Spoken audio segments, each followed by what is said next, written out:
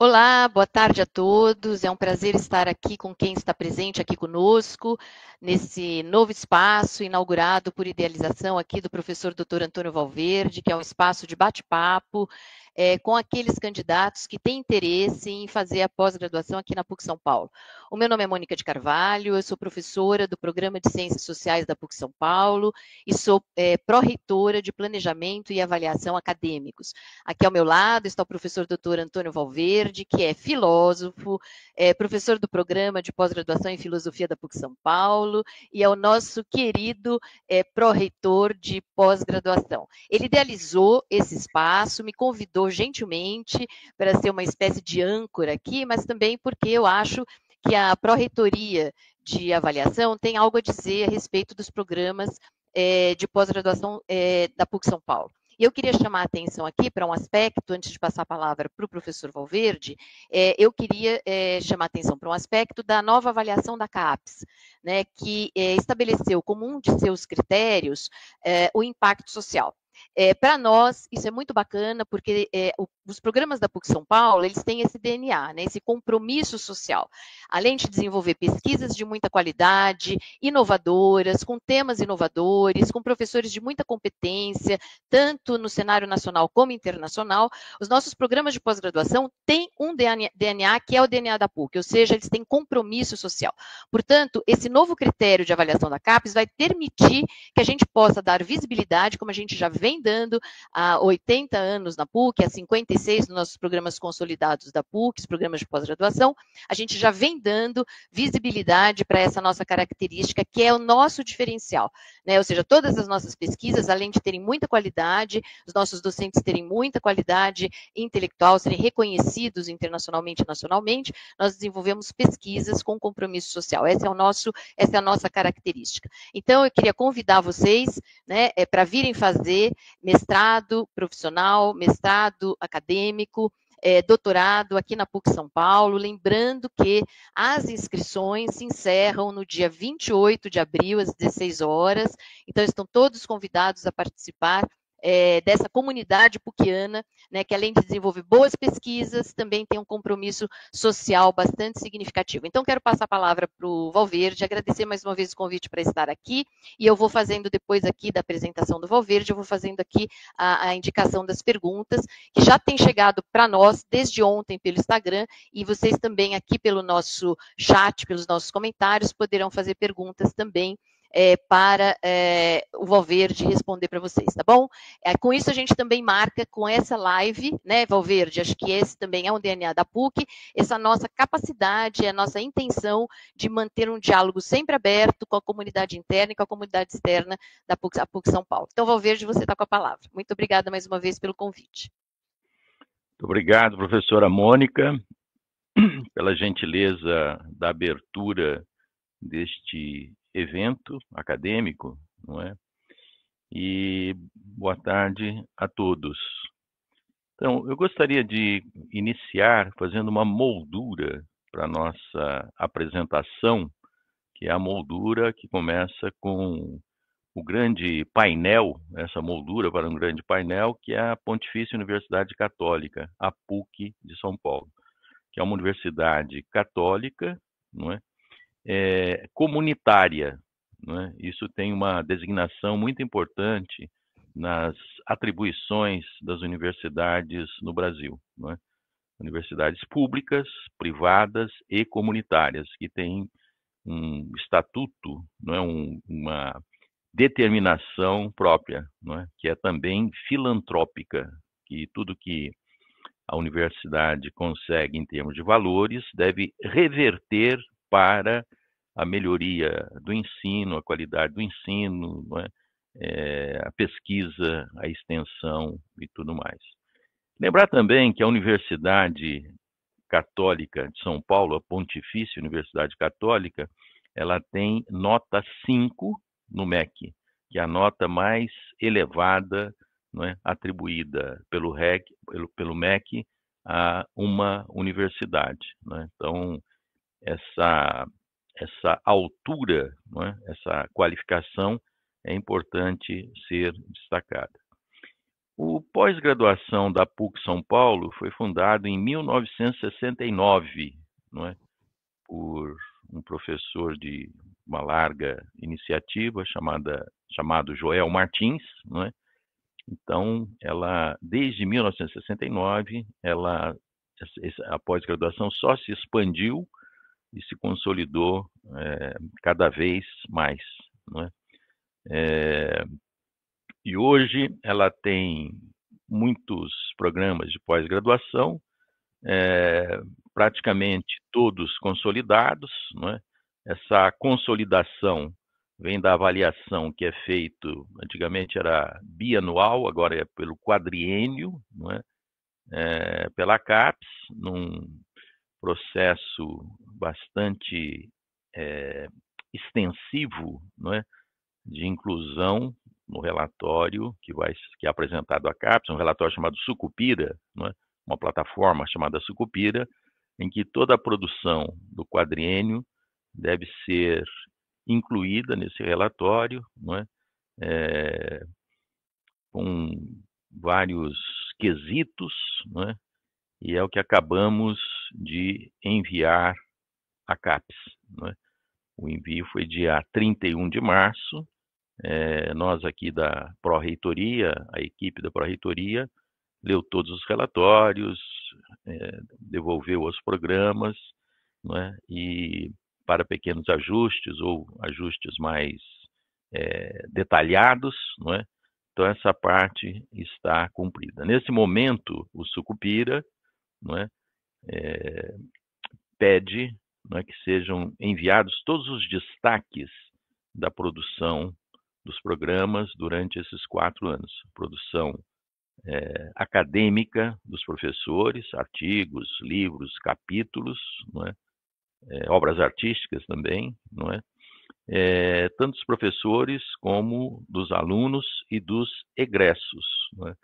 É bom lembrar ainda nesse quadro, né, que a PUC tem mais programas na área de humanas, não é? Então, são 14 programas na área de humanas. Isso é a marca registrada, né, da pós-graduação da PUC São Paulo. Como dizia a professora Mônica, tem um DNA, né, uma substância, vamos dizer assim, que marca a PUC, que marca o pós-graduação. E com destaque, né, para um programa, que é o Programa de Serviço Social, que tem nota 7, a nota máxima na avaliação da CAPES, do Sucupira, e é o único programa no Brasil que tem nota 7. Né? Depois, um programa com nota 6, que é Filosofia, muitos com nota 5 e outros em processo de ascensão. Por que eu estou dizendo isso? Como tudo hoje tende a uma quantificação, é preciso saber, o candidato que está nos vendo, saber onde, para que universidade, para quais programas de pós-graduação, não é, está se inscrevendo e, não é, fará o seu curso, que mais abaixo eu detalho como será. Um outro destaque, não é que a PUC cresceu no ranking das universidades, não é, no setor de pós-graduação, muito pela qualidade elaborada, sofisticada, reconhecida, né, qualidade da produção científica. Né? E isso acontece, né, aconteceu e acontece por conta de professores excelentes, né, de altíssimo nível que os programas têm. Né? E isso é outra condição, né, aqui do pós-graduação. Em princípio, o pós-graduação foi criado aqui na PUC para formar professores para a própria PUC. Né? No momento em que muitos jovens recém-formados começavam a dar aula num chamado ciclo básico, que era comum para todos os cursos, né? E que muitos desses jovens tinham a graduação, então era preciso qualificá-los, ter mestrado e doutorado. Num segundo momento, se expandiu hoje há egressos, né, professores e profissionais de destaque em todo o território nacional e fora também, né. Há uma plataforma agora que usamos, né, chamado Estela, que consegue rastrear em segundos, né, onde estão os nossos egressos, o que estão fazendo, né, professores, profissionais em diversas áreas e quais são os lugares que ocupam, né, no mundo do trabalho, com muito destaque em geral, né. Fazer aqui uma pequena digressão, quando a PUC foi criada, as PUCs foram criadas, um intelectual da igreja chamado Alceu Amoroso Lima, que assinava também com o aposto de Tristão de Ataíde, né, escreveu cartas, né, e documentos propondo a criação de universidades católicas no Brasil, e essas universidades deveriam cumprir duas coisas: uma formação humanística cristã e uma formação técnica excelente, né? De modo que o aluno formado pelas universidades católicas, não é, e pontifícias universidades católicas que viriam a ser, não é, uma vez no mercado de trabalho, né, teriam toda a formação técnica exigida, como se diz hoje, pelo mundo do mercado, mas também uma formação humanística cristã, não é?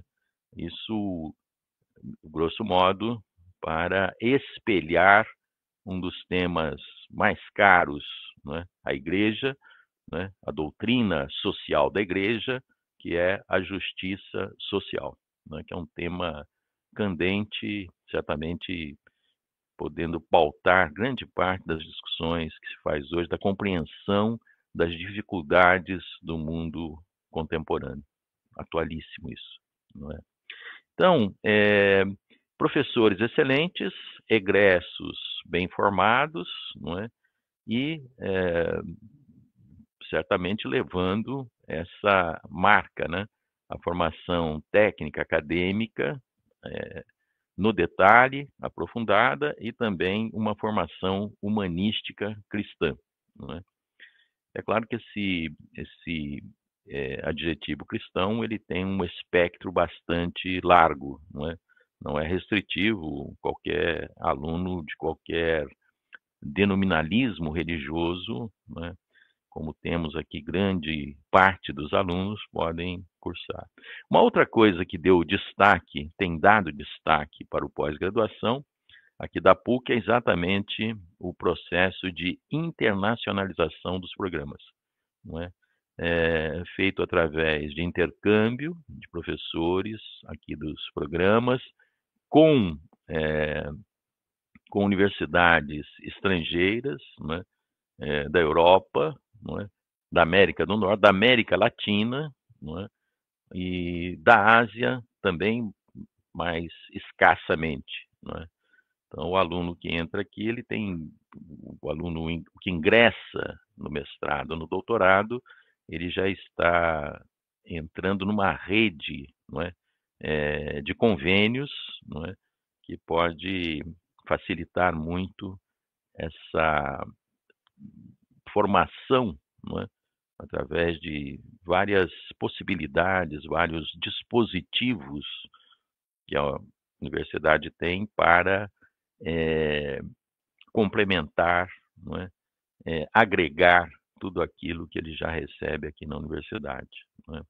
Então, convênios com universidades estrangeiras para o intercâmbio, assim também com professores aqui da casa vão, não é, para o exterior, não é, muitas vezes para lecionar, para pesquisar, e também alunos de lá vêm para cá e vice-versa, não é? Bom, uma pergunta que certamente pode ser antecipada aqui: o que é o mestrado, não é? O pós-graduação, não é, oferece duas formações, uma em nível de mestrado e outra em nível de doutorado. Então, o mestrado, o que é o mestrado, não é? O mestrado é um momento na formação acadêmica ou mesmo profissional, né, do aluno que deve dar duas habilidades, né? Uma de aprender a pesquisar com rigor, né, com método, indo à raiz do problema, né, que ele pretende pesquisar, né? Então, isso é uma marca. Da pesquisa, essa pesquisa executada aí no detalhe, ela carece depois ser transformada, né, numa dissertação, no gênero literário chamado dissertação, né, onde o aluno expõe, né, aquilo que ele pesquisou e a que conclusões ele chegou, né? Então, é uma etapa importante, porque com essas habilidades de pesquisa e de escrita dentro do rigor acadêmico, dentro do padrão da linguagem culta, não é? Está habilitado tanto para o mundo do trabalho, certamente, ser professor, ser pesquisador, tradutor, não é? Pesquisador das áreas afins com a ciência, com a administração, com a economia, não é? E isso habilita também, prepara para o doutorado, não é? Então, o doutorado é um outro momento, um outro nível, não é? Que a universidade oferece, não é? Onde o jovem, a jovem, que já, ou não tão jovem, não é? Que cursou o mestrado, não é? Se habilita para o doutorado, não é? No doutorado, é preciso, como no mestrado, ter um problema, um norte, um foco, uma questão a ser pesquisada. Só que no caso do doutorado, o aluno já entra, né, com uma certa autonomia, autonomia de pesquisa, autonomia de desenvolvimento das suas ideias, não é? É claro que, de novo, né, com rigor, com método, não é? Linguagem adequada, não é? Mas num campo de uma complexidade maior, não é? Já que terá que dialogar, não é? Com uma produção que já foi feita, que existe, que está em movimento, muito provavelmente acerca do problema que está tratando. Então há uma ampliação, né, em termos temáticos, problemáticos, daquilo que ele estudou no mestrado, não é? E todos esses passos são acompanhados sempre por um orientador, uma orientadora, não é? Que recebe o projeto de pesquisa, seja do mestrando, seja do doutorando, não é? E vai, através de entrevistas, não é? Regulares, não é? Regulares, muito regulares, ajustando aquele projeto que inicialmente o aluno apresentou. No mais das vezes, não há nenhum projeto que chegue aqui completamente pronto. É preciso de ajustes, não é? Então, no andar da carruagem, aquilo que era um problema, ele vai proposto, ele vai se expandindo, não é? Se adequando, se ajustando, não é? Isso é uma tarefa mútua, não é? Do orientador, orientadora e do aluno, da aluna, não é? Isso é uma coisa que funciona muito bem, isto é universal, né? Esse é o padrão para qualquer curso de pós-graduação, em qualquer parte do mundo, não é? A figura do orientador, da orientadora, é uma figura seminal, não é? É aquele que vai facilitar, não é? A expansão da pesquisa, a precisão da pesquisa e depois também a redação da dissertação e da tese doutoral, não é?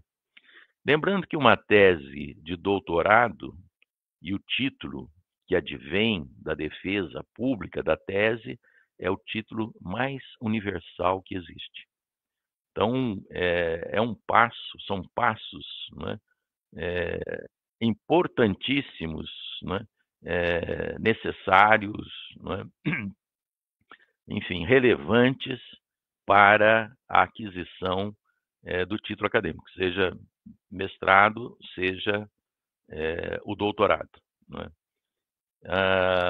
Mesmo a livre docência, não é, que muitos professores, depois de anos, seja de exercício acadêmico, como professor, como pesquisador, apresentam e defendem, né, o mais universal é o título de doutor.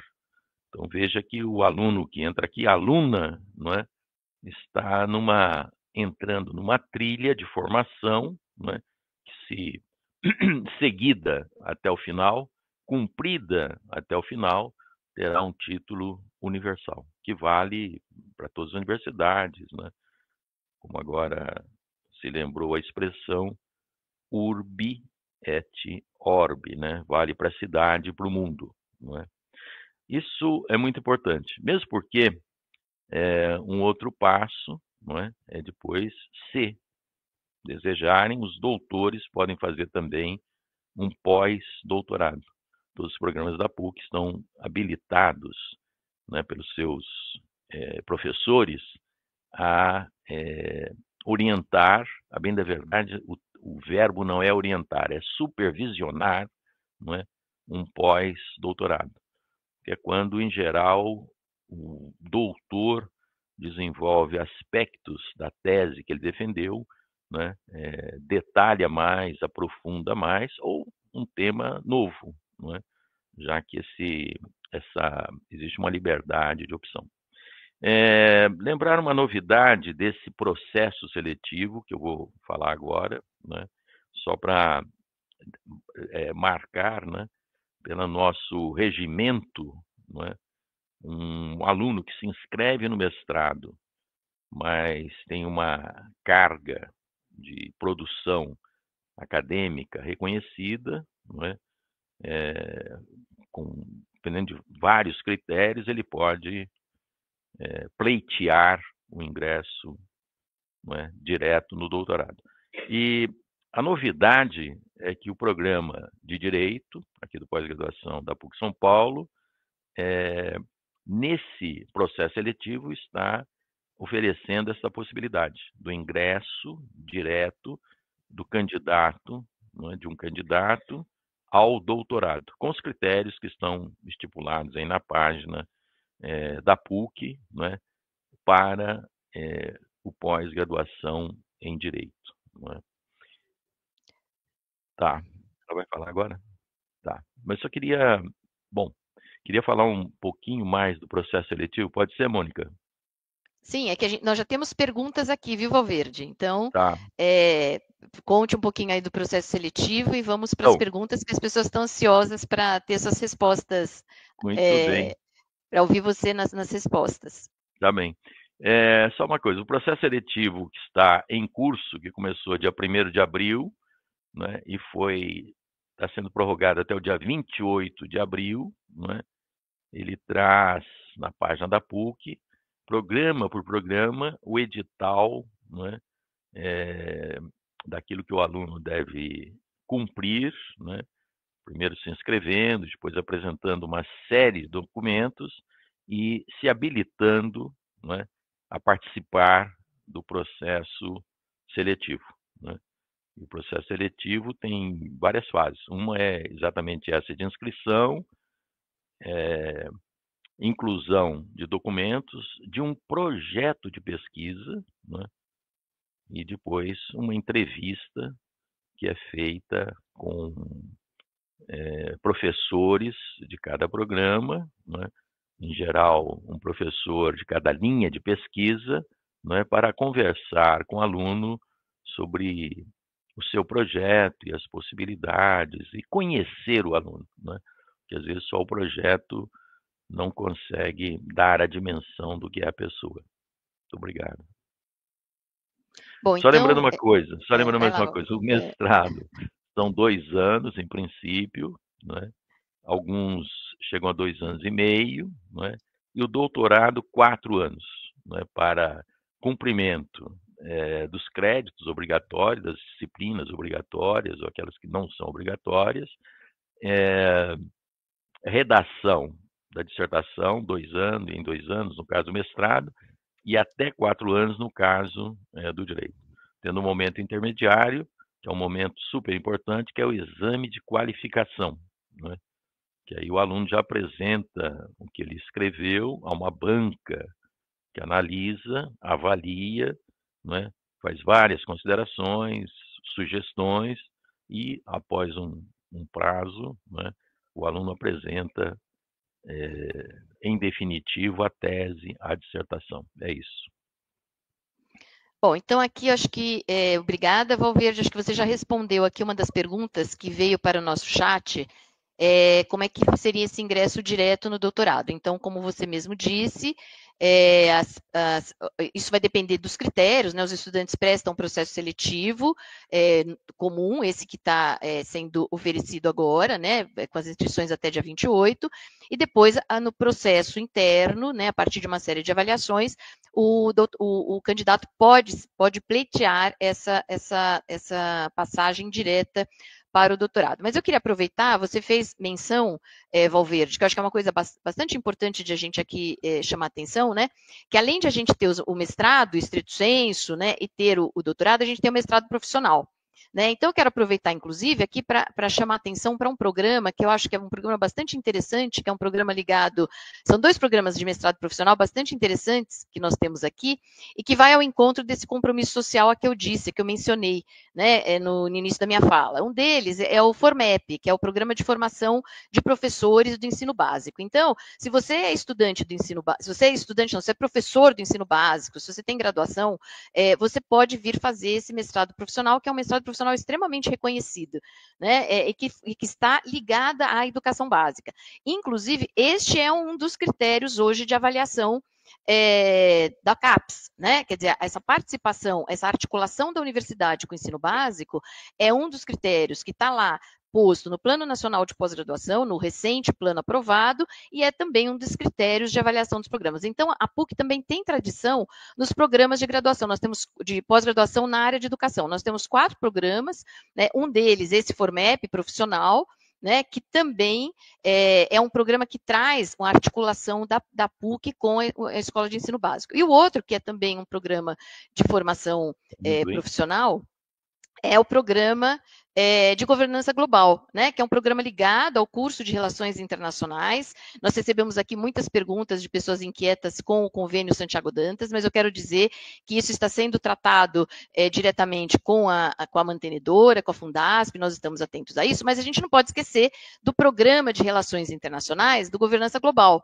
né, que é um programa extremamente interessante, que é coordenado pelo professor Tomás Pauliello, que, para quem não sabe, também músico, né? Acho que vocês devem conhecer a banda, né, da qual ele faz parte, né, que se chama Garotas Suecas, né? Então, a gente também tem essa diversidade aqui de professores inseridos no mundo internacional, no mundo da música, né? E que também mostra, né, essa diversidade, esse encanto, né, que a PUC também tem aqui em relação à pesquisa que produz, né? Então, vamos às perguntas, Valverde. Acho que tem aqui uma pergunta que acho que é bastante interessante, que é sobre a questão das bolsas, né? Essa é uma preocupação que os estudantes, quando entram no mestrado, no doutorado, eles querem saber como funcionam, né? Como é que funciona o processo de obtenção de bolsas de estudo, tanto no mestrado profissional, quanto no mestrado acadêmico, como no doutorado. Se você puder falar um pouquinho a respeito. Então, bolsas de estudo, isso é um tema super relevante, né, para o aluno que quer ingressar no mestrado, no doutorado. As agências de fomento, né, federais, né, que fornecem bolsas de estudo, a CAPES, o CNPq, né, e aqui no estado de São Paulo, a FAPESP, né, elas são muito, como dizer, muito rigorosas na atribuição das bolsas, não é?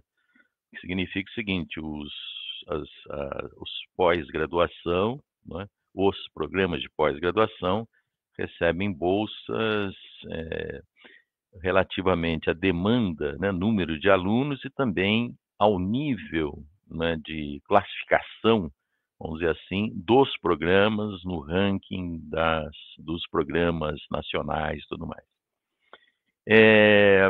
Uma coisa que precisa ser lembrada aqui com ênfase é que em fevereiro de 2020, o governo federal, né, todo mundo recorda quem era o presidente, né, através da CAPES, de uma gestora que tinha sido colocada pelo governo federal, cortou bolsas, né, de praticamente todas as instituições, né?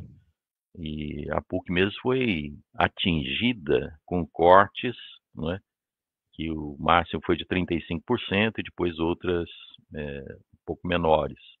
E esse corte ele não foi reposto até hoje de maneira cabal, não é? Então há um crédito que não é crédito, é um crédito retórico, né? Não vale, não é? Enfim, então isso é uma coisa, não é? E por mais que haja um esforço muito grande para conseguir novamente bolsas de estudo, né? Isso aí foi um pé atrás, vamos dizer assim, numa política que vinha num crescente, né? É, em compensação, né, houve uma chamada para bolsas, né, para as universidades, os programas de pós-graduação, né, em particular para as pró-reitorias, né, do CNPq, que acabou de sair o resultado, em que havia um edital, né, a ser respondido, preenchido, com muitos itens, né. Nós participamos e conseguimos um número de bolsas que, se feita a percentagem em vista de universidades como a USP, que foi a que ganhou o total de bolsas, seja no mestrado, seja no doutorado, não é? A nosso pós-graduação ganhou mais. Não sei se eu me faço claro, pelo número de áreas que atendemos e pelo contingente de alunos que nós temos, né? Então, comparar com o maior, né, universidade do Brasil, que é a USP, não é? E nós que estamos no páreo, mas com um número de alunos relativamente menor, não é? E não temos também todas as áreas pedidas, né, indicadas pelo CNPq, que são 10 áreas. Nós temos pós-graduação em 7, né? Então foi assim, sem querer, né, exagerar, mas foi uma conquista muito boa. E ao que tudo Valverde, indica, não é? só para chamar a atenção para você de uma pergunta bem específica aqui Do sobre serviço mestrado em social. serviço social. Isso, sobre os Sim. critérios para ter acesso à bolsa. Bom, então só para terminar isso, tem ao que tudo indica, está indicando, há uma, digamos assim, uma boa política federal, né, para atribuição de bolsa. A FAPESP, atribuição de bolsas, apesar que é muito mais rigoroso que o candidato se candidata individualmente. A Bolsa CAPES, ela vem para o programa distribuir, para a pró-reitoria. CNPq também, né? Além do que, existe a Bolsa Filantrópica da Fundação São Paulo, né, que tem critérios que atendem às determinações do MEC, tanto para a graduação como para o pós-graduação, e que também é bastante concorrida, né?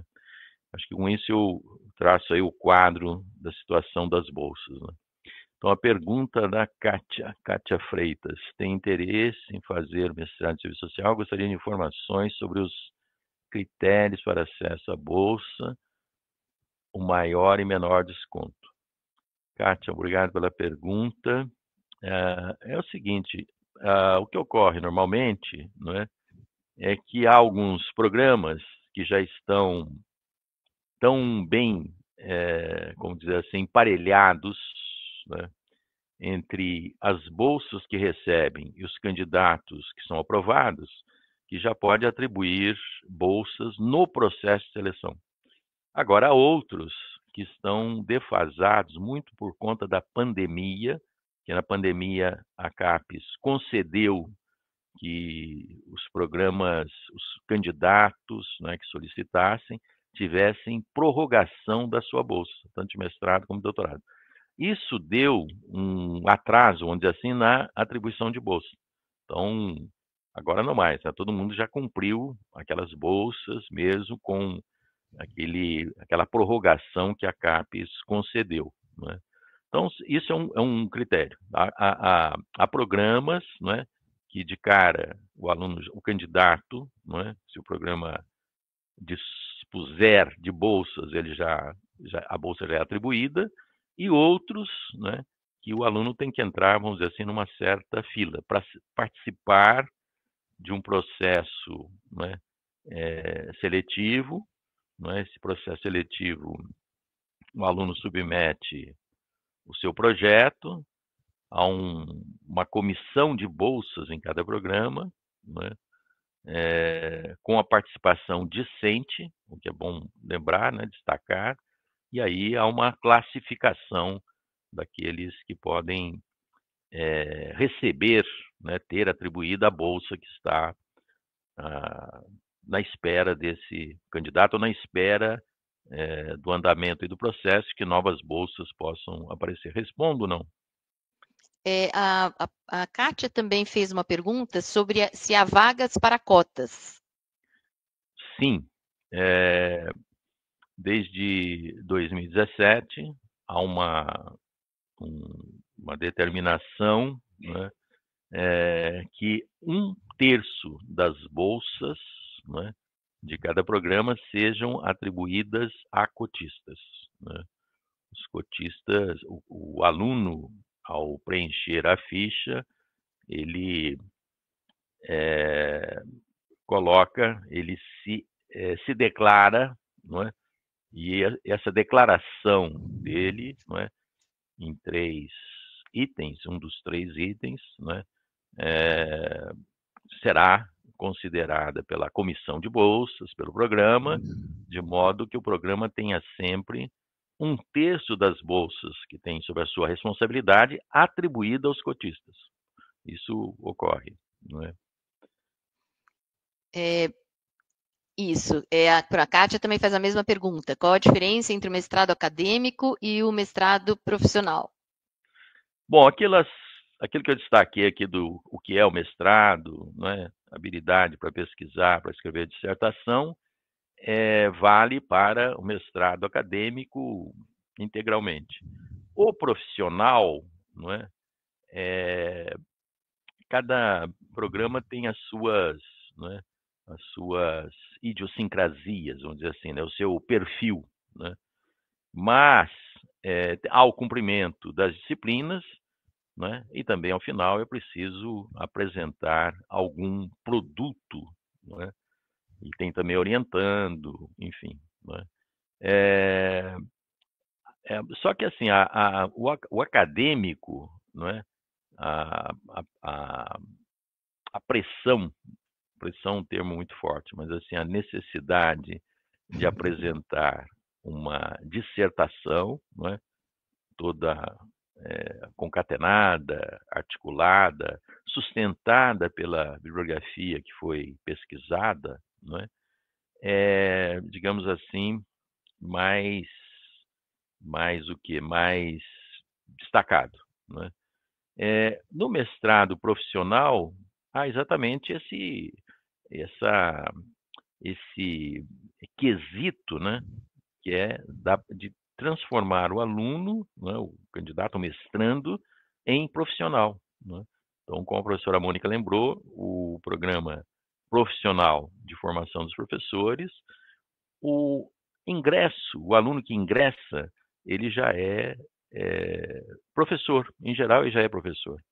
Então ele vem desenvolver um aspecto, mais de um aspecto daquilo que ele já trabalha ou que pretende trabalhar, não é? Não é um tema, digamos assim, tão teórico, não é como no mestrado acadêmico.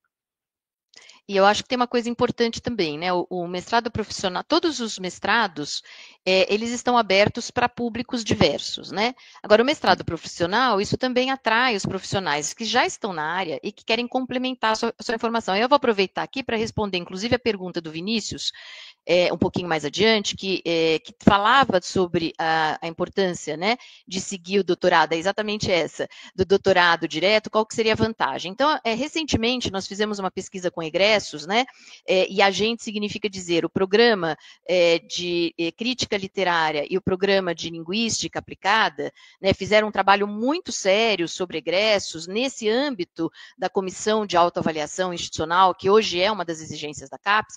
Eles fizeram uma pesquisa muito séria, em parceria com a Comissão Própria de Avaliação da PUC, trazendo os egressos, como eles estão inseridos no mercado. E o que nós descobrimos com a produção de dados é que esses profissionais que já estavam inseridos no mercado de trabalho, que vieram complementar a sua formação, seja no mestrado acadêmico, seja no mestrado profissional, seja com o doutorado, eles tiveram uma mobilidade significativa na carreira. Ou seja, faz diferença, sim, né? Você ter o título de mestrado profissional, complementando a sua formação, faz sim diferença você ter mestrado acadêmico e faz sim você ter doutorado. Inclusive, há uma questão bastante importante, né? Há uma diferença, inclusive, na mobilidade social, na mobilidade no âmbito profissional, quando você conquista o título de doutorado. Então, essa conquista, né, no nosso regulamento interno, de aqueles que, de uma certa forma, já demonstram um desempenho acadêmico, que permita ir para a obtenção de um título de doutorado, isso com certeza vai permitir que esses candidatos, né, tenham um upgrade, vamos chamar assim, nas suas carreiras profissionais. Então, isto é uma questão bastante importante. A gente está vendo uma época em que a formação, o conhecimento universitário tem sido posto um pouquinho de lado, mas os nossos dados têm demonstrado o contrário. Quando você busca complementar a sua formação, a gente consegue, com isso, garantir uma mobilidade maior na carreira. Sem contar que isso não é uma exclusividade da PUC, mas é algo que acontece muito intensamente na PUC, a possibilidade que esses candidatos todos têm de fazer redes de relacionamento. Né? A PUC é uma universidade aberta, é uma universidade de muita convivência, isso é uma coisa muito interessante, né? Estudantes convivem diretamente com os seus orientadores e seus professores, né? E sempre tem aquela imagem, né? Meio mítica, né? Estamos falando de pós-graduação, estamos falando de um mundo fechado na Torre de Marfim. Isso, na verdade, para a PUC. Né? Os estudantes que vêm para cá, eles têm muita porosidade no mercado profissional, os nossos docentes também, e conseguem fazer redes de relacionamento aqui dentro. Então, sim, Vinícius, é vantajoso, sim, você poder seguir no seu percurso, na sua trajetória, né, obtendo título. Se você não consegue ir para o doutorado, não tem problema, vai lá, estuda, você vai conquistar a possibilidade de ir para o doutorado, se você não conseguir ir direto. Mas fazer essa trajetória toda tem demonstrado que faz diferença no mercado profissional, tá bom? Eu queria aproveitar para fazer uma outra questão que está sendo feita aqui. Mônica, só um minutinho. Vai lá, vai lá. Vinícius, consulta a página da PUC, a parte sobre o direito, que ao lado da apresentação, né, na linha que tem o link do direito, está escrito aditamento. E ali tem todas as instruções de como proceder se você né, tiver interesse em prestar o processo seletivo, passar pelo processo seletivo em vista de um doutorado direto. Eu acho que tem uma outra questão também que foi mandada para nós aqui pelo Instagram, e que é só para amarrar e complementar o que o Valverde disse, que é perguntando a respeito de quais são os nossos programas de mestrado, né? Mestrado e doutorado. A maior parte dos nossos programas são de mestrado e de doutorado, né? Então, quais são esses nossos programas? Também a gente vocês podem entrar no site, vocês vão encontrar lá o detalhamento de cada um desses programas, né, vão identificar aí quem são os coordenadores do programa, vão identificar as linhas de pesquisa, né, mas eu gostaria, inclusive, até, Valverde, você me complemente aqui, mas eu gostaria de chamar a atenção, inclusive, para alguns aspectos que são interessantes dos nossos programas, né. Então, o Valverde disse, a gente tem lá um arco bastante grande, né, de programas ligados à área de humanidades.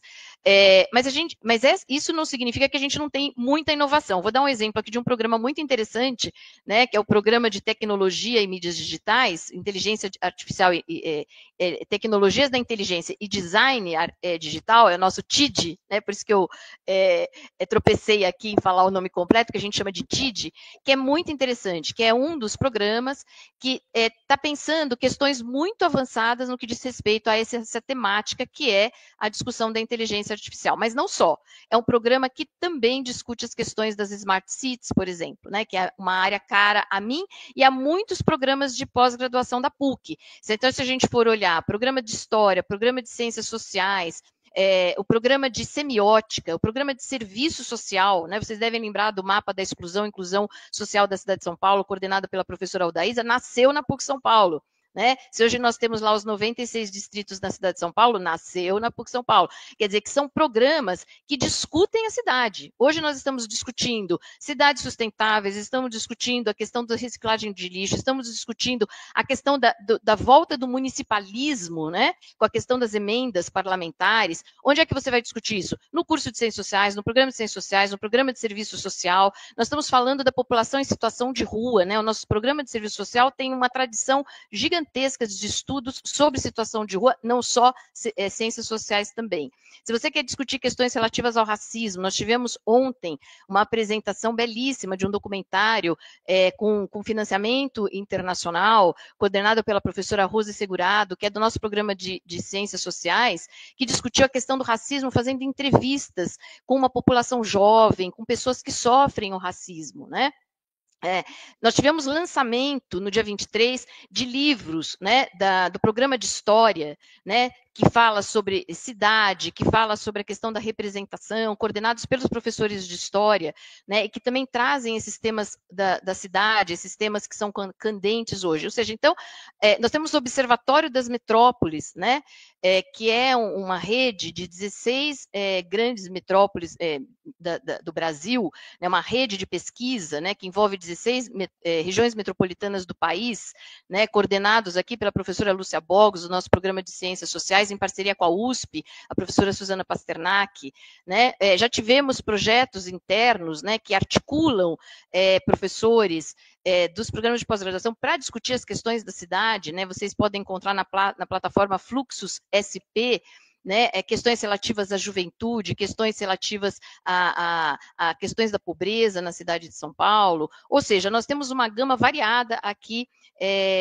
de programas, sem contar os programas tradicionais e clássicos, como o programa de direito, que nós mencionamos agora mesmo, o programa de economia, né, o programa de economia tem uma discussão muito interessante, né, porque o programa de economia traz aquela discussão que muitas vezes não está no mainstream, né, que faz uma discussão crítica, né, sobre as situações econômicas que nós estamos vivendo hoje, né, que a gente vê aí todo o processo do neoliberalismo, enfim. Então, nós temos uma gama, nós temos o professor, por exemplo, que é coordenador do curso de Direito, é especialista em Direito Tributário, que é outra questão importante que a gente tem que começar a discutir, né? Vamos discutir a reforma tributária, o curso de contabilidade, os contadores, né? Hoje nós temos uma gama gigantesca, precisamos ter contadores bem formados para ajudar e dar consultoria sobre como trabalhar e lidar com essa reforma, esse código novo tributário, que não é fácil, né, vai precisar de muitos profissionais competentes para ajudar os municípios, as prefeituras, ou seja, nós temos uma gama aqui de questões interessantes, importantes de serem discutidas nos nossos programas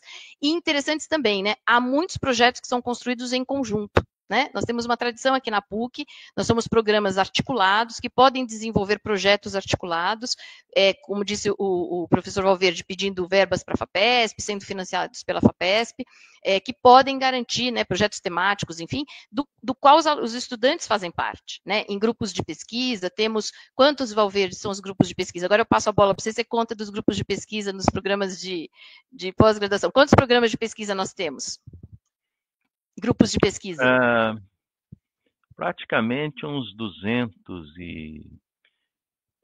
entre 220, 230, né, na casa desse número, né? E programas e projetos, né, que são os que estão cadastrados na PUC e credenciados pelo CNPq, né? Então, isso é de um dinamismo incrível, né?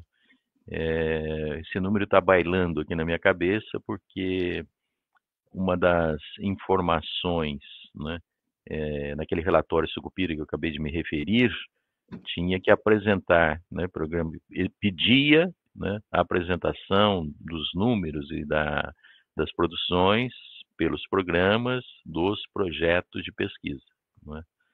Então, isso na página do pós-graduação, não é, tem esse, é possível o acesso a esse link e ver, né, cada um pode ver todos os projetos de pesquisa, quem dirige, quem é o coordenador, e junto tem lá um acesso ao Lattes do professor, ao currículo Lattes do professor. Então, e dá para ver, enfim, e dentro do Lattes tem, né, uma síntese do que é o projeto de pesquisa, umas 10 linhas, e abaixo todos os professores que também compõem, né, e alunos, enfim. Então, e dali dá para abrir para ver as pesquisas que são feitas também pelos alunos, né? É uma coisa riquíssima, né? Eu vou dar voz aqui à Lúcia Leão, que está aqui no nosso chat, e que está lembrando, né, a nós que o programa de comunicação e semiótica é um programa que realmente tem vários projetos de inovação. Quero lembrar aqui de um projeto de que eu participei, de alunos de mestrado, de alunos de doutorado, sobre a questão da pichação na cidade de São Paulo. Né, que foi um trabalho bastante importante, desenvolvido pelo programa, né, que gerou uma série de pesquisas, né? Eu lembro que foi quando eu conheci o termo pintura parietal, que eu não sabia o que era, né? Que é a pintura feita na parede, né? Que são os pichos que descobri, né? Quando eu descobri que picho, quando você quer falar com conhecimento de causa, é com X, né? E não com CH, né? Então a gente tem várias pesquisas muito interessantes no programa de comunicação e semiótica. Ela também está lembrando aqui, né? As pesquisas que são associadas às ODSs, né, os Objetivos de Desenvolvimento Sustentável, né, que é cada vez mais urgente, né, nós falávamos aqui desse DNA da PUC, né, parece que de repente a PUC, que sempre lutou por isso, sempre foi atrás dessa discussão, parece que de repente o mundo está começando a prestar atenção nisso e nós temos, portanto, uma imensa oportunidade de formar profissionais sem ter que desviar do nosso DNA, né? Que o nosso DNA sempre foi esse, ou seja, preocupado com as questões sociais, preocupada com as questões de justiça social e agora justiça ambiental de uma forma um pouco mais ampla, né? Questões relativas aos direitos humanos. Obrigada, viu, Lúcia, pela sua participação. Valverde, aqui eles ainda estão perguntando como é que é o sistema mais detalhado de pré-inscrição de bolsa. Né, ainda tem várias perguntas aqui no nosso chat, a gente está terminando aqui a nossa live, mas eu acho que você podia ainda responder essa questão que temos várias perguntas aqui no chat a respeito. Oi, Alice. O seguinte,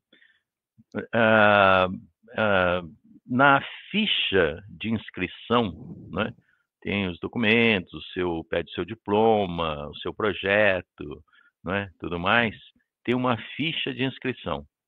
Nessa ficha de inscrição, né, você já pode colocar se, né, necessita de bolsa de estudos ou não, né? E aí, no momento da entrevista, né, como eu disse agora há pouco, há programas que já podem, dependendo da qualidade do projeto, atribuir bolsa no momento, né? Outros que... e alguns, né, em alguns casos, perguntar se você teria como arcar com a mensalidade, a sua família, enfim, por um semestre, um ano, e aí sim, no andar, né, da devolutiva das bolsas que estão em curso, né, pleitear a bolsa e, né, de preferência, receber uma bolsa. Então, é assim que funciona, em geral. Na ficha de inscrição, atende para a ficha de inscrição, né, que deve não, né, tem lá, né, e também, se é o caso de se cotista ou não, identificar qual é a sua, como é que você, né, qualquer candidato, se declara, né? é assim que tem funcionado. Valverde, tem uma questão que nós recebemos, é mais de uma que nós recebemos pelo Instagram, que é em relação à questão do mestrado ou doutorado ser presencial, híbrido ou à distância. Se você podia explicar um pouquinho. Boa pergunta. Durante a pandemia, né, em março de 20, se não me engano, dia 19 de março de 20, né, foi decretada o estado de o quê? De calamidade Pandemia, pública, pandemia, né? pandemia, pandemia, Pandemia mundial. esse prefixo é ótimo. E aí, né, a PUC tinha todo um aparato, não é, pela Microsoft, pelo Teams, e na sequência todos os professores começaram a dar aula online, não é? E tudo pelo modo remoto, não é? Isso funcionou muito bem. Acabada a pandemia, isso foi suspenso pela CAPES, né? E estou falando aqui pelo pós-graduação, né? Há pouquíssimo tempo saiu uma portaria da CAPES, que ainda não está normatizada, né? Que prevê as aulas síncronas, né? Que tem aluno aqui, aí tem uma câmera e o aluno assiste em qualquer parte do Brasil, né? Mas isso não foi ainda normatizado, né? E é alguma coisa que está na nossa pauta, né? Há uma demanda aqui de alguns programas, né? Que até muito tempo atrás um professor do Nordeste, por exemplo, né, vinha fazer o curso, a universidade, vamos supor, uma federal, né, continuava arcando com o seu salário e tal. Arcando é meio pejorativo, né, cumprindo o seu salário, o pagamento do seu salário, além de uma bolsa para manutenção, né. Isso acabou, hoje não tem mais isso. Então, por políticas federais que não vem ao caso aqui agora. Então, quer dizer, estamos aqui atentos para isso, ver qual vai ser a normatização da portaria da CAPES, né? Bom, a gente está aqui nos nossos últimos minutos. Eu vou responder aqui a Alice, que fez uma pergunta, se é possível solicitar, né, a bolsa, se ela não fez no processo de inscrição, se ela pode solicitar ainda no processo seletivo, sim, quando você fizer a entrevista, você pode dizer, olha, eu tenho necessidade de bolsa, enfim. Em relação à bolsa, uma coisa que é importante dizer, né, às vezes vocês não recebem a bolsa no início, mas é muito difícil um estudante que não termine o mestrado ou o doutorado com bolsa, né? Então, isso é importante também deixar isso aqui registrado. Então, Valverde, eu vou começar aqui agradecendo as pessoas que participaram aqui do nosso chat, que participaram via Instagram, e vou passar aqui para você, agradecer a Lúcia Leão, a Kátia, ao Vinícius, a Alice, a Débora, todos aqueles que estiveram aqui conosco, A Renata, a Renata, né, agradecer aqueles que suportaram aqui nosso backstage, aqui a Bárbara, a Júlia, né, Humberto, o Vitor, e deixar então os minutos finais para você fechar esse momento que você inaugurou, né, que a gente espera permaneça. Agora, quem sabe trazendo esses professores da pós-graduação para conversar com os estudantes sobre as pesquisas que se desenvolvem. Quer dizer, vamos fazer desse espaço aqui um espaço permanente de divulgação das pesquisas da PUC. Então, vou deixar com você, quero agradecer desde já a todos, já me despeço aqui com essas minhas palavras e passo então a palavra para o Valverde finalizar. obrigado, professora Mônica, obrigado a toda a equipe, sem a qual seria impossível realizar. Mas você, candidato, candidata, que está aqui, não é? Nós, professores, não é? Somos a raiz de tudo que está aqui na universidade. Mas vocês são a antena. É vocês que trazem a novidade do mundo, a leitura assim refinada do mundo, para melhorar o nosso conhecimento e podemos trocar informações, não é? Desejos, não é? Que é mais? Utopias, não é? E também realidade, não é? Muita realidade que a universidade trabalha também no limite com a ciência, no limite da ciência, não é? Então, eu queria agradecer muito, convidar a todos, não é, para se inscreverem, não é? A Pró-Reitoria está aberta para qualquer coisa que queiram saber, não é? E informações, enfim, não é? E também cada programa, não é? No caso, acho que a antecedência de explicações recai sobre os programas, não é? Que vocês têm o e-mail de todos eles, enfim. E agradecer muito pela presença, pelas perguntas oportuníssimas, não é? Agradecer a professora Lúcia Leão, não é? É isso, meus caros. Boa tarde. E posso só fazer um Toda a adendo? equipe do DTI, da Avocar, da ACI, não é?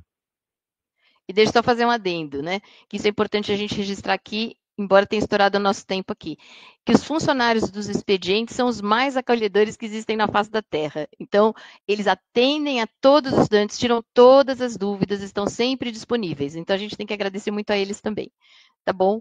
Então, muito obrigada a todos, bom dia, bom almoço, e a gente se vê numa próxima, né, Valverde? A gente se vê na recepção aos ingressantes nos programas de pós-graduação em agosto. É isso. Então, Muito gente, muito obrigado. obrigada. Obrigado.